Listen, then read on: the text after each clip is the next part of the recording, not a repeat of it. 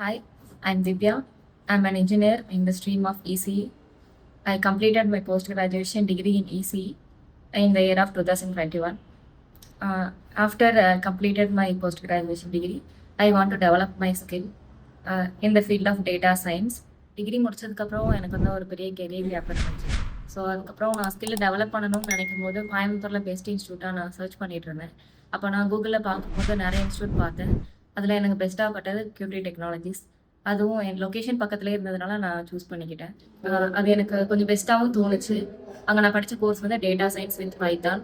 இது வந்து 3 months course. எனக்கு எடுத்த ட்ரெயினர் நேம் வந்து சரவணகுமார் சார். கொஞ்சம் ப்ராக்டிக்கலாக நல்லாவே டீச் பண்ணாங்க. அவங்க டீச் பண்ண இது என்னென்ன சிலபஸ் அப்படின்னு பார்த்தீங்கன்னா, பைத்தான் லாங்குவேஜ் ஃபுல்லாக டீச் பண்ணாங்க. நெக்ஸ்ட் வந்து மெஷின் லேர்னிங் அல்காரிதம்ஸ் அது எல்லாமே கவர் பண்ணி கொடுத்தாங்க.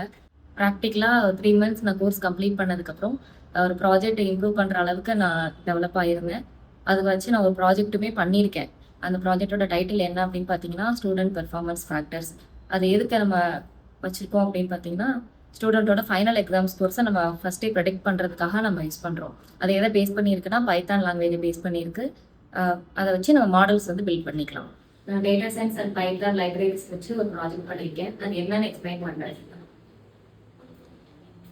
In the first step, we are using data pre-processing like cleaning, encoding, and normalization.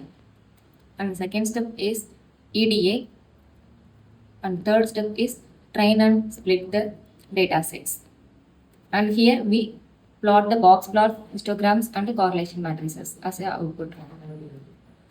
I developed the models like random forest and decision tree algorithms to find R-square error and mean square error, mean absolute error, and the RMSE value.